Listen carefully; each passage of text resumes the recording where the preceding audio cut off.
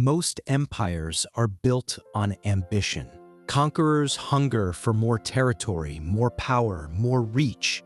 Empire itself is the product of ambition.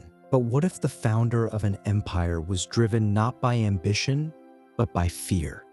What if his purpose was not expansion, but to make sure nothing ever moved out of place again?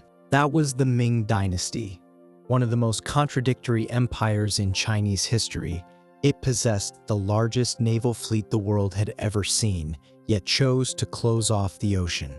It built the most tightly controlled administrative system of its age, yet was strangled to death by that very system. To understand these contradictions, you have to go back to the beginning. Zhu Yuanzhang, the founding emperor of the Ming, came from a background lower than any other founder of a major Chinese dynasty. He was a boy who lost his entire family to famine, was sent to a monastery not out of faith but because it was the only place left where he could eat, and was eventually cast out to beg along the roads. His childhood was not spent in libraries or barracks, it was spent among death and hunger. That experience shaped everything. The institutions he later built, the decisions he made, the suspicion and brutality he displayed, nearly all of it traced back to a single origin. He had seen what the world looked like when order collapsed, and he resolved at any cost to make sure it never happened again. At the end of the Yuan dynasty, China fractured into warlord territories. Zhu Yuanzhang rose from a common soldier, defeated his strongest rivals, Chen Yuliang and Zhang Shicheng, and in 1368 declared himself emperor in Yingtian, founding the Ming. But seizing power was only the beginning. His real project was to design a system that would prevent the empire from ever falling apart the way the world he grew up in had. He saw a recurring pattern in the rise and fall of earlier dynasties, powerful ministers seizing control. The position of chancellor had existed in China for over 1,000 years because empires genuinely needed someone to handle the enormous daily workload of governance. But in Zhu Yuanzhang's eyes, the convenience came with a fatal risk. Anyone who accumulated enough power could become the next usurper. So he made a decision without precedent. He abolished the chancellorship entirely. The central secretariat was dissolved. The 6 ministries reported directly to the emperor. In modern corporate terms, this was like eliminating the CEO and having the chairman personally manage every department. Perhaps more efficient, but with all risk concentrated in a single point. Abolishing the chancellor was only the first step. To ensure no one could build power in the shadows, he created the Jinyue, a secret police force answering directly to the emperor. It bypassed the regular bureaucracy, reported straight to the throne, and held the power to investigate, arrest, and interrogate. Imperial authority for the first time penetrated into every corner of the empire with surgical precision. At the grassroots level, the Legia system organized commoners into fixed groups. Every person was registered, neighbors monitored each other, and no one could escape the state's gaze. The imperial examination was restored as the primary path to officialdom, but its content was strictly confined to Neo-Confucian orthodoxy. The exam opened the door to social mobility while simultaneously disciplining the direction of thought. With this complete apparatus, Zhu Yuanzhang built what he believed was an empire that could never lose control. Every thread led to the same center. Every corner was under watch. But fear does not fade just because defenses multiply. It simply searches for gaps between the walls.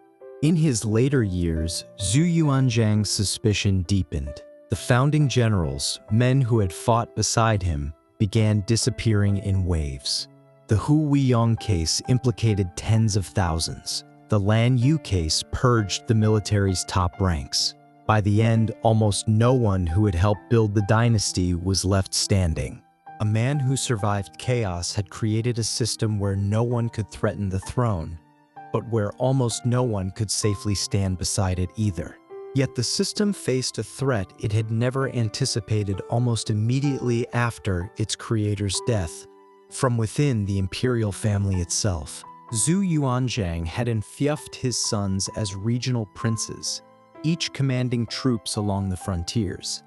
He did not trust outsiders, so he placed his own blood on the borders. But he overlooked a critical problem. Once the founding generals had been purged, the princes with their armies became the most powerful force inside the empire. The Jianwen emperor took the throne at just 21, inheriting a court stripped of veteran statesmen. He and his civilian advisors recognized the danger. His uncles, entrenched across the provinces with their own armies, would eventually hollow out central authority. So he moved to strip the princes of their military power and lands. The logic was identical to his grandfather's abolition of the chancellorship. Eliminate any force that could threaten the throne. But this time, the blade was pointed at the imperial family itself, and on the other side stood Zhu Di, the Prince of Yan, a battle-hardened commander. The Jingnan War erupted. Uncle and nephew fought for 3 years. Zhu Di marched into Nanjing and declared himself the Yongle Emperor. A system designed to prevent power from spiraling out of control had been torn open by the royal family's own infighting less than 5 years after its designer's death. No amount of control could eliminate the struggle for power. It could only change its form. The Yongle Emperor revealed an entirely different face of the Ming. He moved the capital to Beijing, pushing the empire's political center to the northern frontier. But the boldest expression of this era was the voyages of Zheng He. Hundreds of treasure ships sailed from China's southeastern coast, crossed the South China Sea and the Indian Ocean, and reached the shores of East Africa. No fleet in the world at that time came close in scale. This was not commercial expansion or colonial exploration. It was a maritime declaration of imperial order. The Ming, under the framework of the tribute system, placed itself at the center of the trade networks spanning East Asia and the Indian Ocean. What was this confidence built on? A highly centralized power structure. Only an emperor with virtually unchecked authority and the ability to mobilize resources at will could organize voyages of this magnitude in so short a time.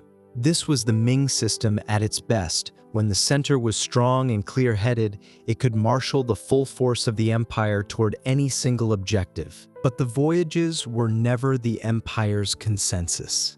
They were the product of the Yongle Emperor's personal will. The civilian bureaucracy had always opposed these costly expeditions.